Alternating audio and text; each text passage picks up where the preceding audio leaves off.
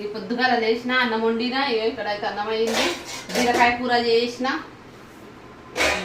బీరకాయ కూర చేసినాము. ఇక్కడ చాయ్ పెట్టినా. రాత్రి మా కాడ మార్కెట్ అయింది కదా, మా పాప చిన్న పాప అన్నం తిన్నాను మమ్మీ పాస్తా అని చెప్పెట్టినా. చాయ్ చేస్తుందా, ఇంకా అన్నం అయితే అయింది, కూర అయింది. పాస్తా చేస్తా ఉల్లగడ్డ కోసి. మా పాపనేమో స్కూల్కి అన్నం తిన్నాను మమ్మీ అని రాత్రి పాప పాస్తా తెచ్చింది, పాస్తా చేస్తున్నా. ఇక్కడ చాయ్ అయితే అవుతుంది.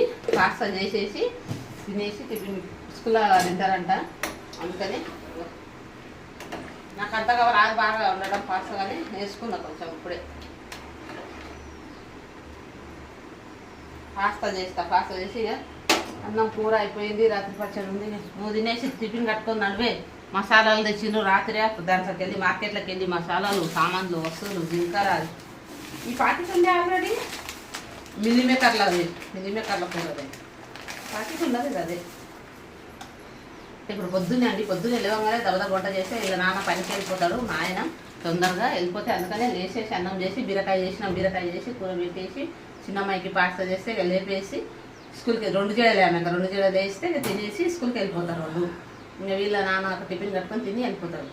నేనైతే చాయ్ పెట్టుకున్నా. పొద్దునే రాదు అన్నారు కానీ అది అలవాటు పడ్డా, తాగిన దాకా ఇది కాదు. అందుకని చాయ్ పెట్టుకున్నా. కొద్దిగా చాయ్ తాగేసి ఇది చేస్తా. ఇంకా పాస్తా చేసేస్తాం. మా పాపకు పాస్తా చేసి స్కూల్కి టిఫిన్ కడితే వెళ్ళిపోతారు అందరు పిల్లలు.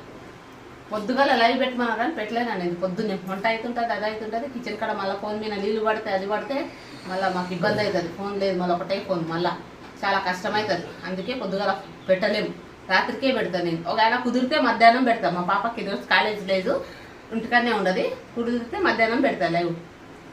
సరే, బాయ్ ఫ్రెండ్స్.